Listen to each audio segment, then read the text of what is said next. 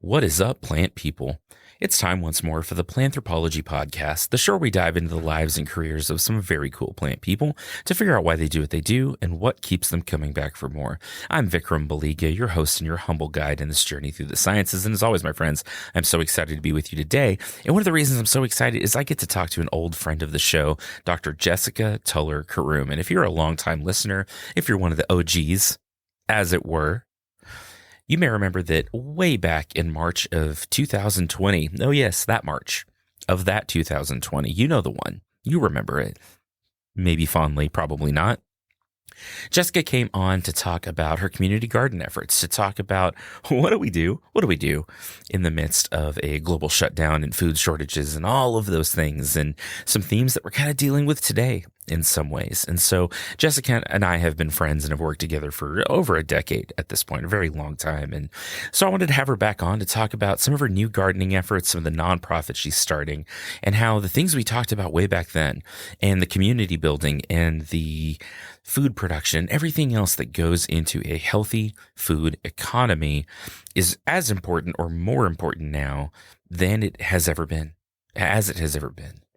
And this is just such a fun conversation. We get shockingly philosophical and introspective through the whole thing, and maybe not shockingly. I think that actually lends itself well to the space. But Jessica has a background in public health, in epidemiology, and has found her passion and her, I guess, application of those things today through food efforts, through community gardens, through school gardens, through working with local producers, and has just such a cool story. So without belaboring it anymore, grab a carrot or your favorite piece of garden produce, send a text to your community garden friends and your neighbors, and get ready for episode 114 of the Planthropology Podcast with Dr. Jessica Tullar Caroom.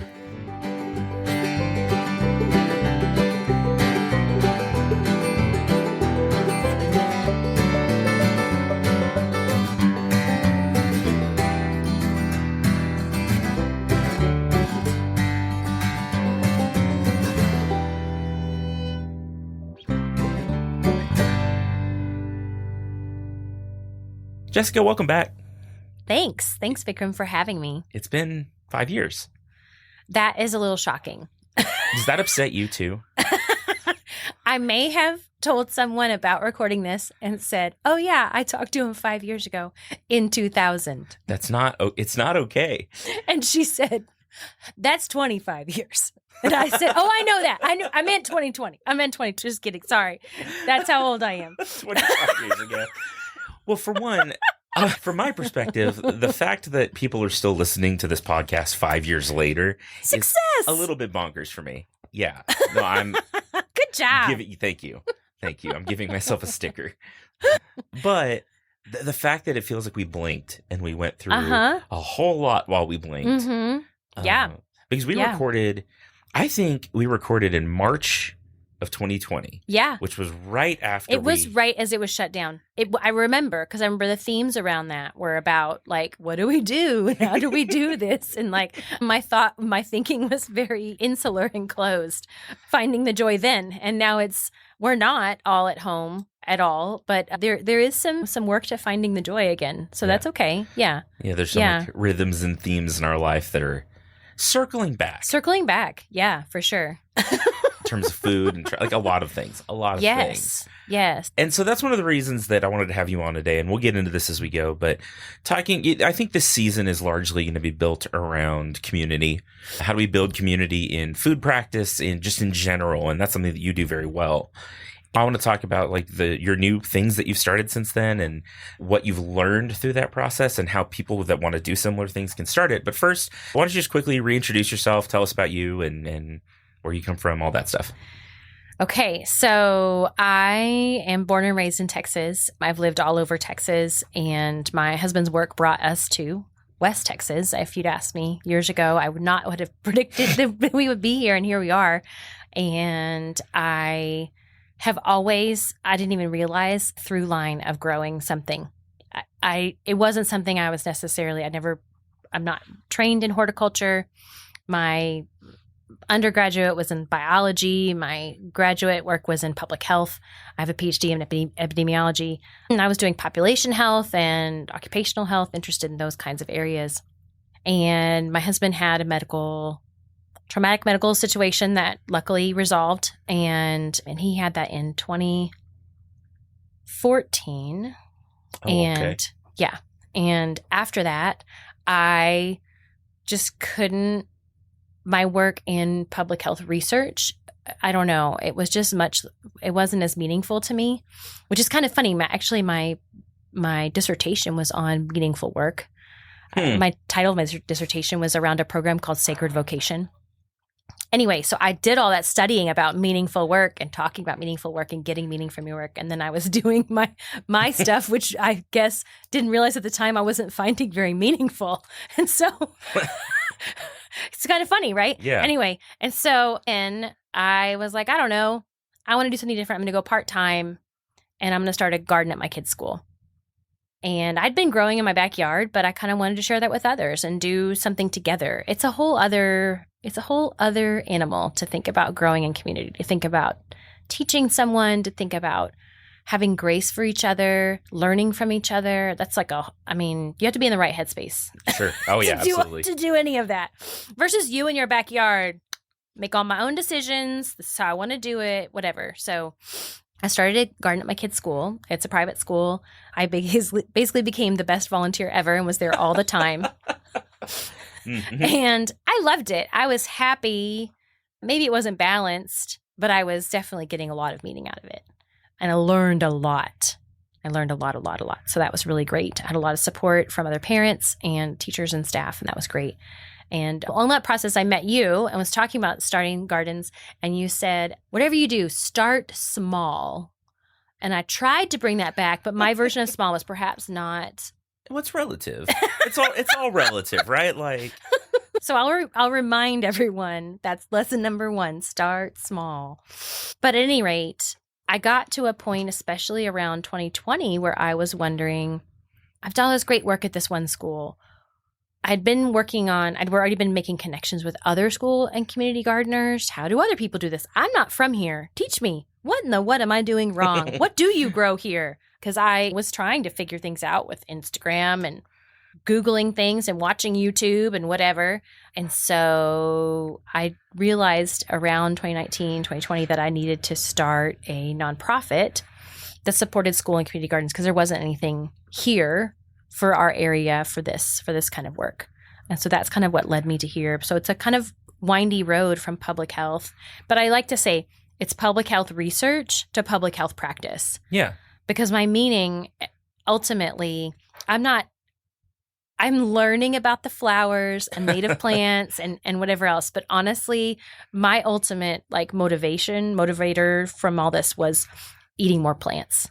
Sure. How to eat more plants and doing it in an edible way, edible landscaping, whatever that is. And so, yeah, that was a public health practice side. That's an interesting thought too, because I think, especially today, in general, we have to, I think, contextualize the work we do differently in some ways, right? Whether we're in the sciences or whether we're in a strictly basic research field or an applied research field, everything is currently in flux. Yes. Many reasons. So many reasons. Yeah. And being able to sort of redefine value in your work is important. Yeah. And I think as people stress out, which I think a lot of us are, right? There's a lot of anxiety. Yeah. Of what am I going to do? What if I lose my job? What being able to recontextualize is really important. And that's a learned skill. Maybe that comes with maturity. Maybe that comes with experience. I don't know. But uncertainty is high right now. I think I heard something recently that there's somebody's developed a measure of uncertainty and it's at its highest level. Oh, that's depressing. I don't want to. Sorry, there was a measurement. Someone measured it. I know, us nerdy nerds. So yeah, and I think having reminding ourselves, why do I do what I do? Can I find another way to do that if this changes? Right. And as a nonprofit person, we do that all the time. We figure out another way. Okay, that's not going to work anymore. Let's try something else. Why were we doing this? Oh, right. To get people to eat more plants. Okay. How do we do that again? Yeah. Yeah. keeping the main, I guess, staying mission focused, right? Keeping the big picture. One of my colleagues said the mission doesn't change. The things that we are trying to accomplish with our students, with our communities, whatever, it doesn't change. Yeah. We may have to approach them differently. We may have to talk about them differently, but absolutely, our goals don't change. Absolutely. And we can still have those goals. It's not like there can be lots of changes and we can still have our same goals. Yeah. That doesn't stop. So yeah, I like that. So, okay, in the last 5 years then, as I guess a response to some of these things that you were interested in, that you found, I guess, a passion in or some meaning in potentially, what's come out of that? Because you've started a whole lot of new things. You do a lot of things. Some would say too many, but not me. No, I'm kidding. The nonprofit Growing Tullar Texas has 3 focuses: gardeners, growers, and cooks. Okay. I see these to be interrelated. I see them to be, if you imagine a 3-legged stool, you need all 3 for that thing. So gardeners need cooks to be able to cook if it's not themselves, someone else, cook their vegetables. They also need growers. I would argue, because I think that we can learn from each other. You can learn from growers. If you go to farmers market, ask them questions. You can learn, what is the variety you're planting that looks so good? Because my stuff looks like crap. So, I mean, like, those are great questions to ask. I've learned about, like, how do you get these stupid carrots to germinate? Oh, you have a seed mat on top? Oh, no wonder. Okay, now I'm figuring out what you do that helps keep your moisture consistent so that you can then have that consistent germination for carrots. So like those kinds of things you learn by asking. And who better to ask than someone that's doing it, hopefully, for their livelihood. I mean, they're doing it on a massive scale. Not everything's going to work, but that's a great source. So, and then growers need cooks, because who is going to eat their food unless we know how to cook it? It does us no good to grow a field of turnips if nobody knows how they like turnips. Right. I don't know how I like turnips. I have ideas. Okay, good to hear. So yeah, I see them as all interrelated and feeding into a larger piece about food access. And a lot of my work is honestly about food access. Okay. And while I'm interested in, like I said, pretty gardens and pretty things and all the things, ultimately it's about food, and hopefully nutritious food. So, yeah. So did that lead you first, I guess, to Growing Together Texas, or? So I wanted a nonprofit that supported school and community gardens. So that was I'm going to do Growing Tullar Texas. I also wanted to support growers. So that's where I came up with this my trilogy: gardeners, growers, and cooks. And so to do that, some of the programs that we've done, things have evolved over time. So I may have started out one time, like for cooks, for a really focused project for cooks. I used to do, during actually 2021, very early on, I did these meal bags. And it was an idea kind of like, Green Chef is a thing I used a while ago, but people have like meal prep companies that bring it to your door. And I figured, if I could use that and that's helpful, surely everyone could use this. And so we sold like, 12, 20, 15 bags, very small amount, not like this isn't a large thing, but it was like, okay, I can find enough produce for this many. And then I would buy also like a box of pasta or whatever else to round out the recipe. And $5 of your bag that you bought went towards a bag for someone in need. And so then I did a version for a bag of someone in need, because it wouldn't be the exact same time. I had to kind of like do those funds and then do the next one. And we paired that with coming out to a community garden and also hopefully like harvesting some, kind of trying to connect further in that way. Those, I no longer do those meal bags. I know people loved them. My customers are like, wow, we miss the meal bags. Yeah, it's a lot of work. And me going around to multiple grocery stores, buying like 8 boxes of pasta here and 4 boxes of pasta there. Right. It's kind of nonsense. And yes, I could order them online or whatever else. That would require planning. I was not that planful. It's a lot of work. Anything like that is a lot of work. Yeah. And so what I started to do instead, the last 2 years, it's evolved into a subscription box. And so we offer that. So my support of growers has evolved, and I got a grant to start an online farmers market. And that online farmers market is called LBK Grown. So you can type in lbkgrown.com. And at this one moment, we are not open, but hopefully maybe by the time this releases, we will be live again. Okay. There's not enough produce in the winter months. It's really hard to have enough produce to be able to open up. So, and there's also, I feel like I joke, it's like that ground equipment where it's in a circle. Uh-huh. They probably take them out because they're super dangerous. No, not a merry-go-round. There's the kind that you if you're on it and someone's like you running, like hold on really, for dear life. Dear life. Yes, right. Yes, and you're like jumping in, and people I'm sure there's many injuries off this thing. There's anyway, right. That is what I feel like LBK Grown is, because it's like, when do we start? Jump in. No, not too. What? Oh, we didn't have enough, and now one farmer got ordered of $5 of lettuce they got to bring to us. So I'm trying not to do that. I try to have enough that orders would be big enough that it would make sense for people to collaborate and come together and bring their order together. So at any rate, one of the things we added on to this online farmers market was a subscription program, just like a magazine subscription. And so you would order for 10 weeks at a time, 8 weeks at a time, and you would get a box of vegetables. We have box priced at $25 and then a box priced at $30 that has no chemical produce. That's what we're calling it. None of our farmers are organically certified. That's like a whole conversation. Sure. So I won't get into all the details, but that's a whole thing. And so our farmers have agreed to a terminology they call chemical free, which involves only organic certified chemicals, according to the USDA, right? If you have to use, but little as possible. Right, sure. And so those are the inputs. Okay. And so that's was a request from our customers, was to create a chemical-free option. And so we've done that. I have to charge a little bit more because those things often cost more, number one. And absolutely. I need to be able to have enough room in the box to still kind of make it worth people's while. For but sure. we have sold out the box every time. Cool. I have more people. I think I could sell 100 boxes and I don't have 100 shares of radishes every week kind of thing. So I can't do that. I've had lots of compliments on what we put in the box. We always have a range of things. I'm not going to put 5 heads of lettuce in it. And that takes some nuance there. Oh, yeah. That takes some decision making and sometimes some creative thinking around, what do you have? What could we do to round this out? And then I have 2 recipes in the box. I'm no longer doing any extras of pasta or tortillas or whatever.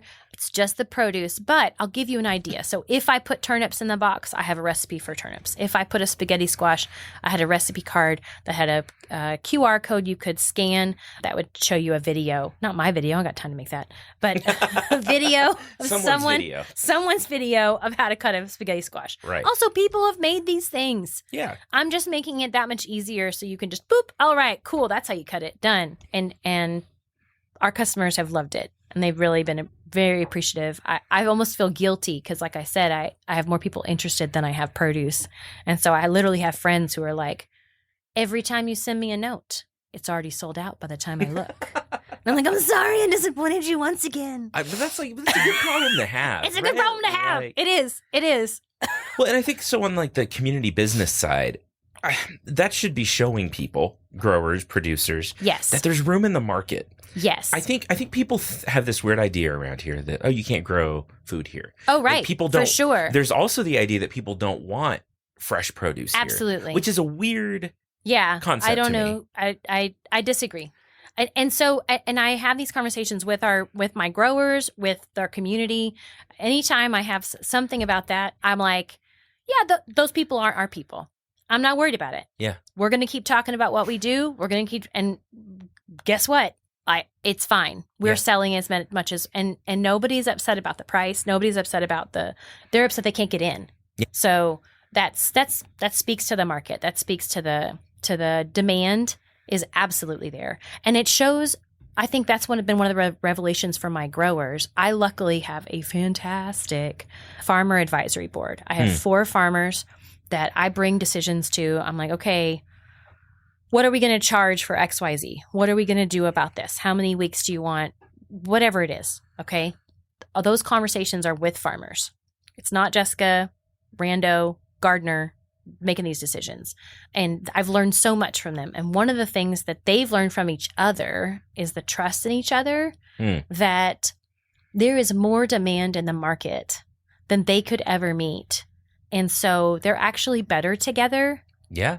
They've actually gotten to a point where they're specializing more. So it's like, you're really good at growing. I'm going to let you do that. I'm not going to do that. It doesn't make any sense for me.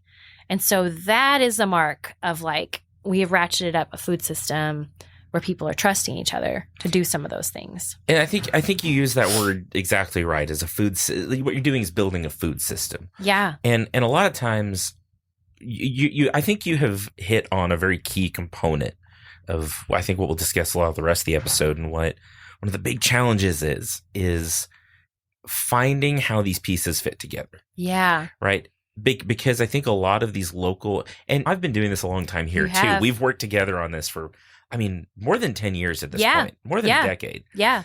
And what we see over and over in these local food efforts is kind of what you're talking about, that everyone's like, oh, I have to grow all the things because I need to take all the things to the farmer's market, and I need to compete with Bobby over here. And so we get 9 people growing tomatoes and lettuce and whatever, right? Whatever it is. Yeah. Instead of saying, oh, you know what? I really hate growing tomatoes. I hate picking okra. Yeah. Yeah. You're itchy for days. For not do okra ever again if I could not do okra. Exactly. Great. But somebody else is really good at it. Yes. And so I think finding these pieces in the ways that all these gears turn together to make a machine that actually runs is super important. And that is, I hear this from people all the time. I've worked in, again, the food space for quite a while. The food local food production space for a while, is that, these systems don't work. They can't work together. They can't, I hear it. I've heard it at all levels. I was in a meeting in DC about 8 years ago for this Southern region food production thing. And I had 8 people say that. It doesn't work. Okay, but it has to work. So here's the thing. The existing system doesn't work. So either build a new system or fix it. I talk about this when I'm dealing with any new project or any whatever. There's certain people in our lives, I call them no-bots. I like that. You just, once you have that term, I don't know, it helps me. I'm like, you're a no-bot. That guy's okay. a no-bot. That's definitely going Got this it. episode title. Good. So you can, it does not matter what I say to you because you're uninterested in finding a solution. I either need to go around you, I need to go above you, but we're like that. And then I'm not wasting my time. Yeah. Who's got time? Nobody's got time for that. I'm done. Yeah. So yeah, once I figure out, you're a no-bot. It's freeing. Yeah. Well, and I think being honest, that's really an interesting thought too, that we have to be honest about the systems in which we work. Some of them don't work. Some of them don't work. Yeah. But what's the alternative? We have growers in our system, and we all know this, okay? The average age of farmer is super high. There's not as much food being produced in the U.S. I'm not stating new knowledge. No, right. So how do you get there? I would argue that if you already have someone growing something on a small scale, it's a lot easier for me to hopefully come alongside them. There is demand out there. They're doing all the things, hopefully help meet a little bit more of that demand and help them grow bigger in a safe and sustainable way. Let's all take care of our employees. Let's do this in a way that protects the soil. I'm in no way sacrificing that. There's reasons why we have those friction points. Right. But that doesn't mean we can't envision a new way. Right. Absolutely. So the pieces of, I guess, your overall, I'm going to use the word brand. We had a conversation about this not long ago. Oh my gosh. Yeah. The pieces of your overall brand. Yeah. So you have Growing Together Texas, which is, I guess, the collaborative piece between the farmers, or is that more school and community gardens? Or both. Yes, all both. of the above. Yes. So okay. gardeners, growers, and cooks. And then under growers is where I have LBK Grown. Yes. And for now, LBK Grown is a community business run by the nonprofit. Gotcha. It is a nonprofit itself because first of all, I'm losing money. If I were to make money, it would be reinvested anyway. So whatever. But eventually I do envision that to be something I spin off and it becomes a farmer owned, a farmer co-op owned, whatever situation. But right now it's not something a farmer could take on because it's a loss. And so either it doesn't happen at all. Yeah, right. Or it happens and we invest in the system to hopefully get us somewhere. Yeah, building infrastructure for sure. Right. I like that a lot. Yeah. That's really interesting. And I think that the nonprofit space is not for the faint of heart. No. just in general. Yeah. Right. It's a challenge at the best of times. Yeah. And in the best of circumstances. Yes. But I think that we've seen the need for those kinds of efforts in our space, right? In our societies in general. Yeah. But especially in the food space. Because there's a lot that's not working about with, again, our traditional food system. And this is not and I don't want people to think that this is intended to be a knock against conventional markets, because we need them. Yes. They're integral to our like way of life. Going back to, we are not open right now. Right. For the online farmers market. So yeah, I'm buying my carrots at Costco this week. Like that's what it is, because it's where they are. Yeah. So yeah. So we need our conventional growers. Maybe it looks different. Maybe I would like it to look different, but I think I'm not saying that I want to exit that completely. No, it's just a diversification of the market. Because I think what we've seen in 2020 for sure. Yeah. For sure. Yeah. And now again, a lot of reasons, is that it's as big as the system is, it's not resilient and it's fragile. Mm-hmm. Right. Mm-hmm. We've got food rotting in fields and places. We have things that are grown and can't be harvested. We're going into a La Nina year. So we're going to have water shortages across the country, especially through the South and the West. Yeah. Where all of our produce is grown. For sure. Not all, most of our produce is grown. Yeah. And so we have to think about, okay, we have this big system, but how do we also regionalize it a little bit to add resilience to the ecosystem, the food ecosystem, right? Like, I heard someone say, we have built networks we've built for efficiency, and that served a purpose. But like you said, our network is not resilient, and now we really need as many connections as possible. We need more of a web, because that's going to be strengthened when something hits it. And so it's a nice, I don't know, it helped me think about, like, I don't have to be thinking about the most efficient way. If I build a connection, there's still something. My online farmers market, so it's primarily aimed at bigger orders, so restaurants or even those in food service. Like we had some schools ordering this year, thanks to some funding, so that's great. Some rural school districts. And I was joking. I was talking about my farmers earlier today, and I was like, you cannot understate the value of being able to go online, click a bunch of things, put it in your cart, and be able to like purchase it that way. That doesn't mean that I don't want someone to have a phone call and say, hey, how are those things looking? Or do you have 2 more pounds? I know you listed this many. Absolutely. I want both and. Because those connections, that community, that's how we continue to grow and build. For sure. And so it doesn't take the place. It in no ways, it's coming alongside. Yeah. If that makes any sense. Absolutely. Yeah. Absolutely. Yeah. Well, and I think that leads us well into our next topic of conversation. I want to take a quick break and talk at the people about whatever things I say during the mid-roll. And then we'll come back, and I want to talk really about community building for the back half of this. Okay, great. We'll come right back. Well, hey there. Welcome to the mid-roll. How are you doing? How are your houseplants? Tell them I said hi, especially if you have a fiddle leaf fig. They get like real lonely sometimes, and all of their leaves fall off. If you want more information about that, go back to the Q&A episode from last time. But thank you so much for listening. Thank you for being a part of Planthropology. You know I do this for you. Thanks to the Texas Tech Department of Plant and Soil Science for all of the support. Thanks to the Davis College of Agricultural Science and Natural Resources as well. But mostly thank you, the listener. I have done this for, again, as we were talking about in this episode, more than 5 years. And some of you have been with me since the very beginning, and that means the world to me.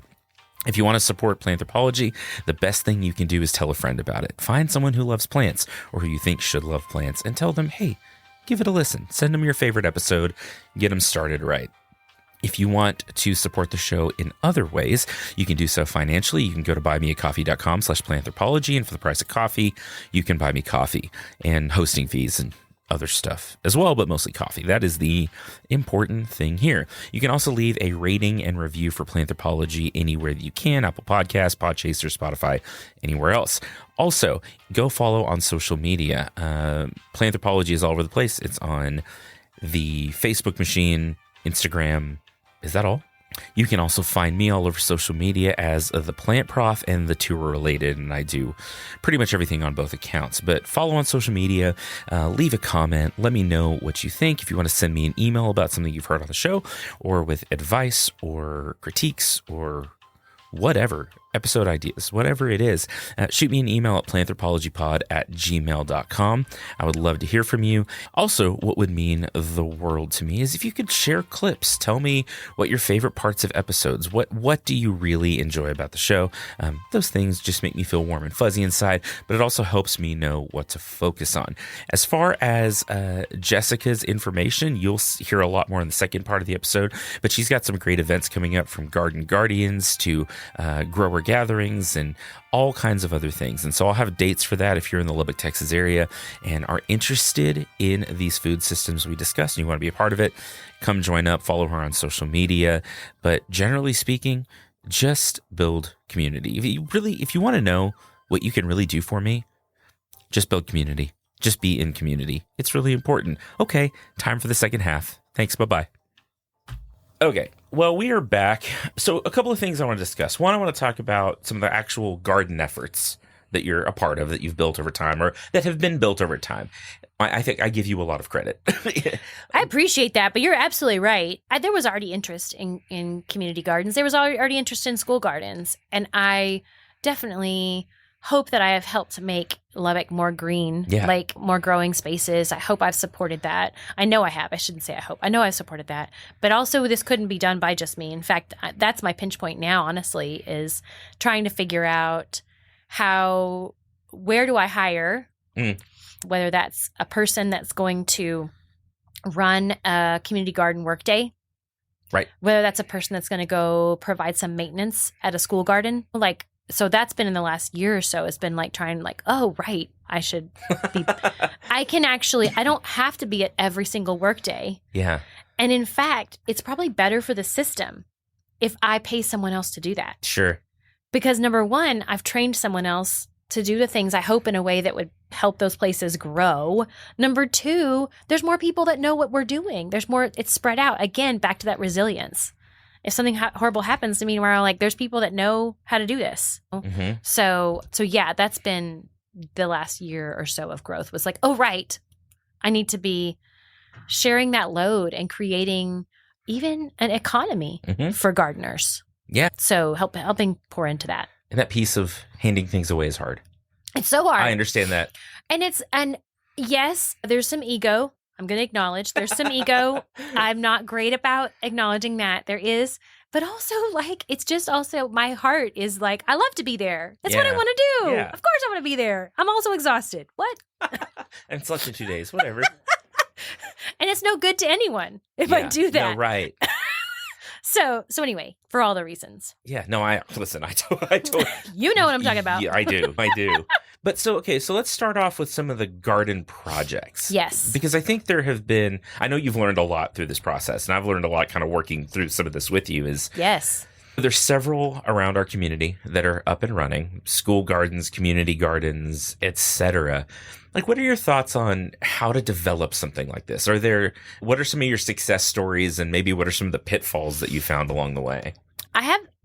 Just like no bots, I have several other mottos. One is, we don't need more gardens, we need more gardeners. And not to say that I don't love putting in a new garden. Obviously I do. I can't not love it. But there's so many places around our town that someone put a ton of resources, a ton of energy into. And so supporting those spaces and making sure they're still as thriving as possible is hugely important. And I think that people, when they're thinking pie in the sky, I love another word, forgive me, it might be slightly inappropriate. When someone says, you should go do this. I'm stop shitting on me, please. Yeah, no, it's good. And it's helpful because when you're in this space and you're in a nonprofit or whatever else, people think that they want to share all their special ideas with you. And I love it, but also I'm already doing a bunch of these things. So what is it I'm going to take a place of? And so anyway, all that to say, I have on my website a map of school and community gardens for Lubbock. It's a Google map, so you can click on the location. Where possible, I have contact information. And so that's something I created a long time ago because, again, I had started my one garden and was everyone needs a garden. I love it. All the gardens. And now I'm like, oh crap, there's a lot of gardens, guys. Are all these being maintained? Are we growing things? Are they active? Yeah. No, they are not. No. They're not. And so that's one of my lessons is we need more gardeners. And I think a community garden is a great place to come and be a novice gardener, even if you're not even taking ownership. Just come hang out for one of the work days, whether that's at the Heart of Lubbock or Roots Booker T. Washington Community Garden. They will show you what to do. You don't need any information. You don't need any education. They will teach you how to do it. So I just share that to say, for sure, come out, be a novice gardener. And honestly, you might learn something you take back to your home garden, your patio, whatever.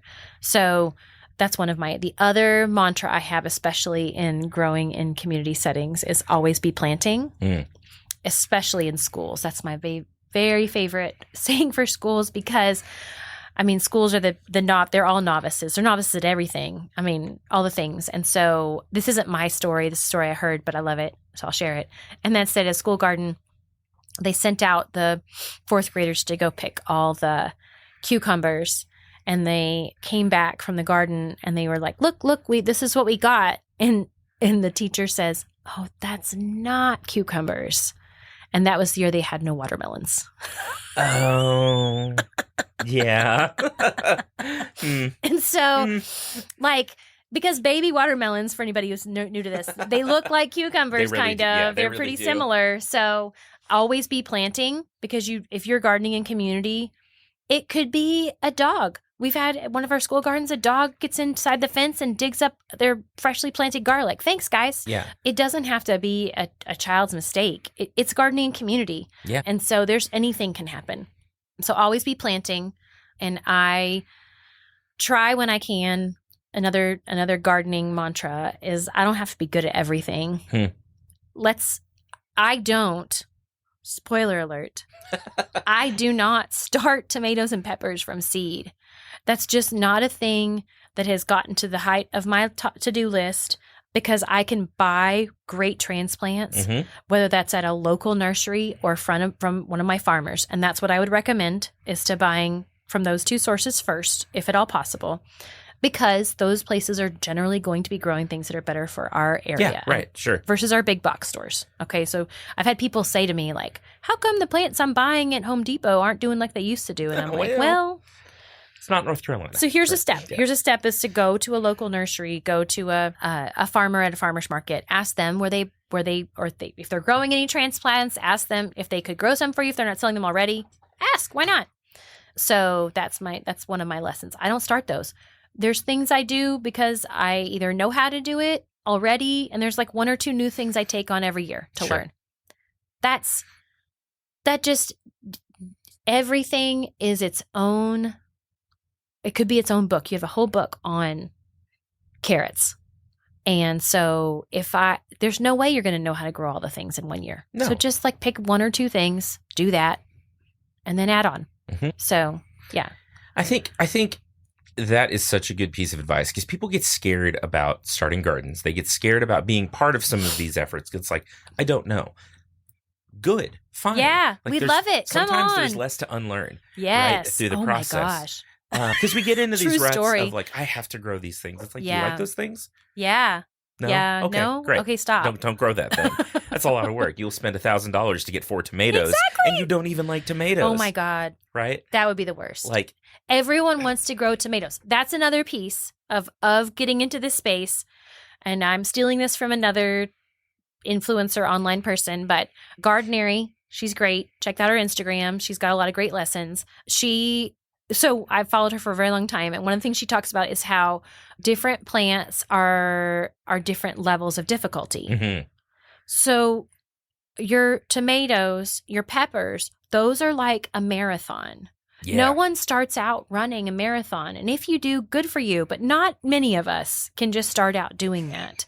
Okay. Most of us have to go the couch to 5K first time. Okay. So and your couch to 5K is going to be your leaves. Because we think about plants and how they grow. That's the first thing that happens. So it's a shorter thing. Yeah. So lettuces and cilantro and like leafy green things, okay? Those are your shorter things. Your next level of, and I would say even easier than that, maybe it's just your walk around the block, not a couch to 5K, is you buy herbs from wherever you're going to buy herbs. I don't care if you buy it at the store, the big box store. Buy an herb and put it in a pot or put it in your raised bed and keep it alive. That's great. That is level 1. You know? And then level 2 is maybe those leafy greens. And then you've got roots. That's like your level 3. And then maybe you finally might get to like tomatoes and peppers. So yeah, but a lot of people want that summer tomato. It's so alluring. Yeah. No, and it's wonderful. And like, I don't want to diminish it because like, I think there's people that do that really well. Sure. And there's people that are actually A-okay with spending a bunch of money and time to grow a handful of tomatoes. They get meaning out of it. And that's great. Good. Good for you. Do it. Love it. But I think that more people end up discouraged by that than actually find joy in the small return on that investment. But like, you're right. There is almost like from a vegetable standpoint, fresh veggie standpoint, like being able to go out and pick cherry tomatoes off the bush and eat them is just like the best thing. It's joy. It's the best thing. Absolutely. And they're so good. Yes. But that is sort of a second, third tier bit of work. Yeah. Because it's a lot of work. And so if you want to experience that, please come join a community garden in August. Yeah. Yeah.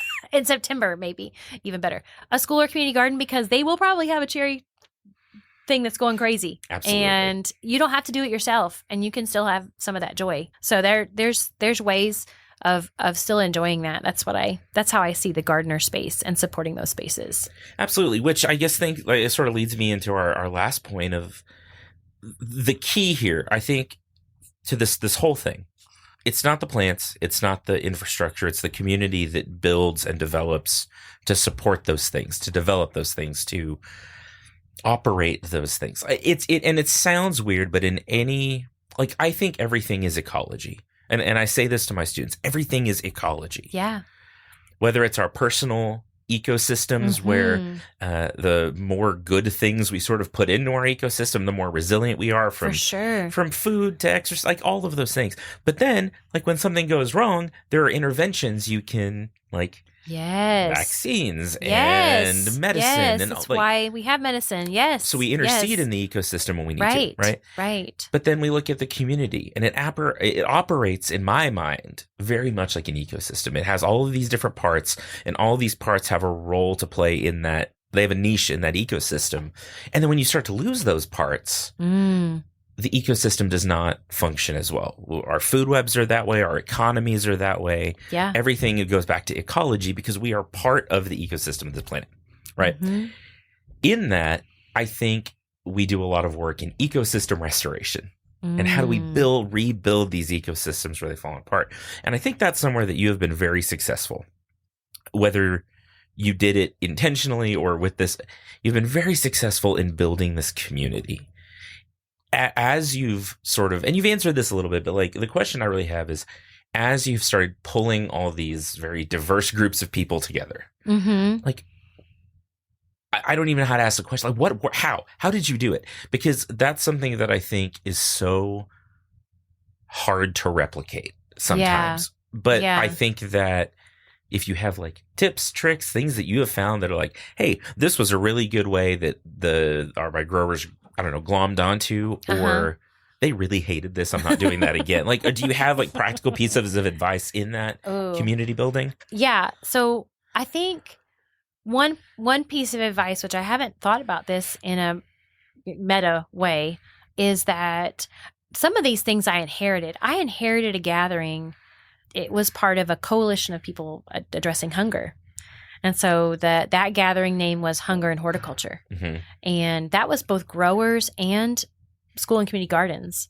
And I just started, I joke, don't act interested in something, I'll put you in charge of it. I wanted to go see the places, and I wanted to do the things. Next thing I know, I'm the one inviting people and like doing things. That seems unfair. Right. And so here we go. And I would say with 2020, that ended. And as we've kind of rebooted in our gatherings, it's actually specialized. And so now I have meetings, I have grower gatherings, I call them, with growers. And we've done that at farms. We've done that at restaurants, usually, hopefully, restaurants that are either currently buying local produce from us, or we're hoping to encourage them to start buying and meet the farmer. And here you go. We're coming to your place of business and giving you business, et cetera. Right. And so those are grower gatherings that I've done off and on. My goal would be to be more consistent. I would like to be, but that hasn't been achieved last year, at least. Anyway. And then next is school and community garden gatherings. And so I'm calling that, as of last year, I renamed it, and it's Garden Guardians. Okay. And so the idea is that school and community gardens, gardening and community is a whole other thing.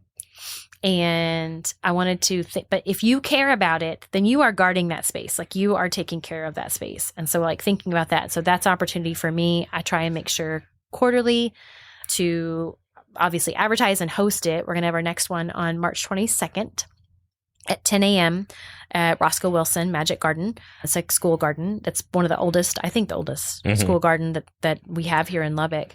And I always try at these places to make sure that's a chance for me to bring seeds, transplants, soil if I have it, supplies to come alongside these people that are gardening in community, because I know firsthand how exhausting it is to be in charge of that. And that's part of what I remember and I remind myself is it can feel pretty alone sometimes if you're the one making all those decisions on your own about that community garden space. And so this is a chance to like, how do you do that? What's that about? As far as tips, I do this out of self-interest. Like these are my people. So like I want to see these people. And I get a little in my head sometimes like, oh, I want to make it perfect and I haven't sent an invitation and whatever. I don't have the right supplies.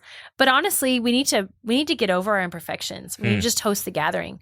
Host it. Is there a group of people that you want to build community with? There's some overlap. There's something you're curious about. Let's do it. And don't worry about that you don't have it perfect. Pick two things. Like I know a location, I got a time, I got at least two people that want to come. Check. And just go out on a limb and see if we can't do it. Because I think the value is in the gathering. It's not in the the little things I made for it, the muffins or whatever. Like that the value is in the gathering. And so, and I never know what I'm going to get with the gathering. I can't predict it. It's always valuable. It is. And I think it is, I see a secondary benefit too. And I'm trying to figure out the right way to say this. But I think that there's value in the primary gathering, right? Getting people there to whatever. Yeah. Have snacks, hang out, talk about, oh my God, the squash beetles are so bad this year. Whatever it is, right? But you're also teaching community, teaching the I don't know, ethos of community. Yeah. So more than just this, there's this gathering today. And I understand how that feels too, because sometimes it's like, well, there were two people here today, but those two people are learning community. Sure. For sure. They can build their own. Again, if we're building a web, right? A wheel and spokes. Yes. Like they're the next spokes. They're the next. Right. And so I think that it sounds weird as a species that very much has evolved and was built for community that we don't know how to do it. Yeah. Like we don't. Yeah. Because I think we used to know how to do it. I think we have, as a society, fallen out of community. Over the past 50 years or whatever, There's some, I just saw something on some major news network and somebody did a study about like how many parties people go to. Yeah. And like, it was like the average number of parties like has really decreased over the past 40, 50 years.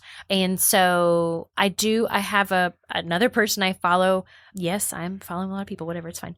How to Gather. She wrote a book called How to Gather. I'm blanking on her name, but she is amazing. And her Instagram is amazing because she does give you the thing I said, I stole it from her. I was like, you don't have to be perfect. Just invite people over. You could have build my IKEA furniture party. Like, yeah. I mean, and for my gardens, I hope to have my garden guardians like, okay, at this session, we're going to build a compost sifter. I'm going to bring some scrap wood and some whatever. We're going to do it together. Yeah. I don't have to have it made. Yeah. Whatever it is, gather around something that is you are excited to talk to those people. That's the recipe. I think you're absolutely right. And I feel old saying things like this, but like I grew up running around the neighborhood, until the streetlights came on. Yes. And slightly past. Absolutely. In the summer, we'd stay out and enjoy the cooler weather. Yes. And I don't know if it's these, if it's our little digital lives and all of that. But what that we've sort of drifted with, I don't know if it's. I know I do know it's fear, often from whatever the source of that fear is, that keeps us from community. And drives wedges into those communities. But what's interesting is I see, and it sounds so weird, but like Gen Z throws PowerPoint parties. Have you seen these? No. Like everyone will make a PowerPoint about a topic, and they go over to someone's house. Oh wait, I have seen this. And it's like not like it can be important. Yeah. A lot of times it's not. Yeah. But it's like, here's a funny way to or to share a special interest, right? Yeah. Like I think we find community where we can, but I really like this idea that everything doesn't have to be Instagrammable. Your house doesn't have to meet the aesthetic for the algorithm when your friends come over. Yes. Like I don't have I don't have many friends that are going to go take a picture of the clutter in the corner of the kitchen and post on. There's one I can think of that I'm like, you're such a jerk. But sure, yes, and we all have that corner, and it's okay. Let's normalize that. Sometimes we're going to have a little clutter on the okay. That doesn't mean we shouldn't gather. Yeah. The value of it is so much larger. And whether that's in your kitchen or on the farm or whatever, like the clutter is part of being human. Yes, I think also that our habits are, if we don't have a thing that's drawing us out or a scheduled thing, our habits they make us.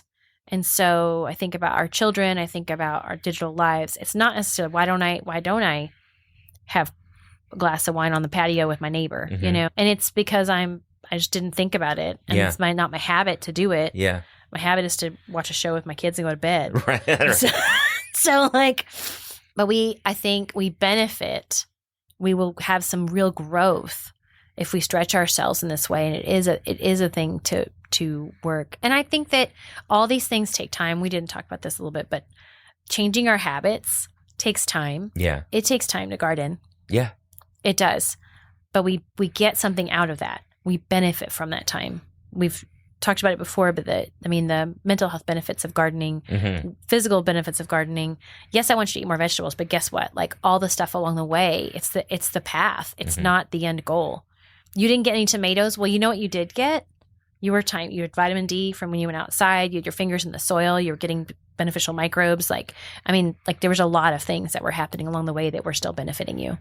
Yeah. And so I say this, please do not hear me throwing. I live in a glass house, and I'm not throwing stones. I'm calling.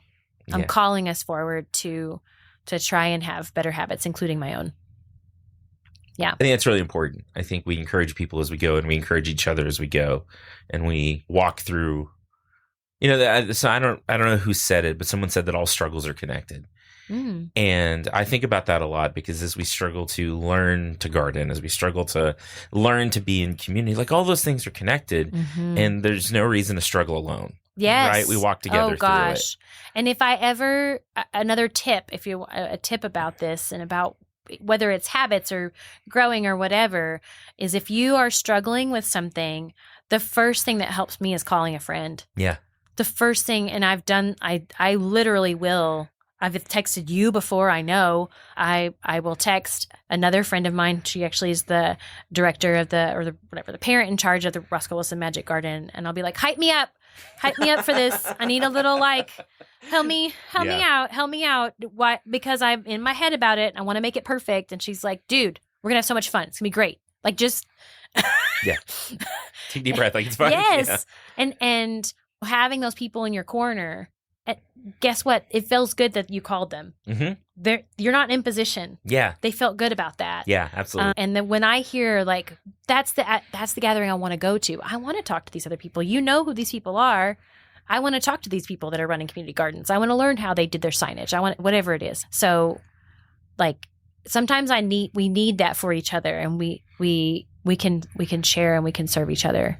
That's awesome. Normally, I close these episodes by asking for a piece of life advice, but I think you've given a lot of it. I may have just done that. So I think you did pretty good. I think you've covered all the bases. I don't know how to ask you for another one. I didn't realize I was going to get so philosophical. Oh, well, it's good. It's good. What do you have coming up? Is there stuff you want to plug? Tell us where to find you, all of the different things. Yes.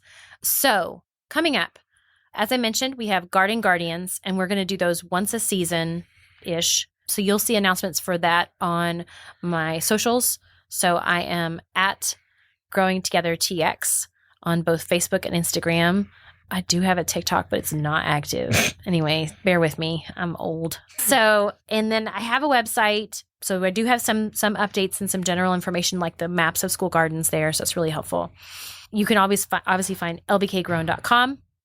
And we not only have subscriptions, like I said, that sell out really quickly as soon as I post them, but we also offer custom orders. It's $40 minimum. So you can go in and put together whatever there is available. So I highly recommend. We had some great customers that were doing custom orders last year. And so it's a midweek pickup. It's a great way to get vegetables in the middle of the week, not just have to go to the farmer's market. And if someone out there listening is a grower or an interested grower who wants to get plugged in through the website, is there is there an intake form? How does that work? So you can reach out to me at growingfairtexas@gmail.com. And there's also a contact information on lbkgrown.com. Okay. So, yeah. Well, very cool. Yeah. Well, thank you for coming to talk to me again. Yeah. That was fun 5 years later. I know. Thanks for having me. We're not strangers, so I'm not going to say don't be a stranger. Yeah. No. But we're not. But yes, thank you for having me again. I appreciate it. I look forward to listening this season. Y'all, if there's one thing you take away from this whole season of Planthropology, I really hope that its community is important, that building community is, in my opinion, the way forward and the way through so many things. Thanks so much to Jessica for being on and for her wisdom and her knowledge and just for her work in community building and in the food space. Thanks again to you, the listener. You know that I do this for you. And I'm so glad that you're on this journey with me. Thanks once more to the Texas Tech Department of Plant and Soil Science and the Davis College of Agricultural Science and Natural Resources. Planthropology is hosted, produced, recorded, edited, and all the things by yours truly. Our theme music is by the award-winning composer Nick Scout, and all the listening is done by you. Thanks for being a part of it. Keep being kind to one another. If you have not been kind to one another, find a community and be kind to them. Be safe, be good, and keep being really cool plant people.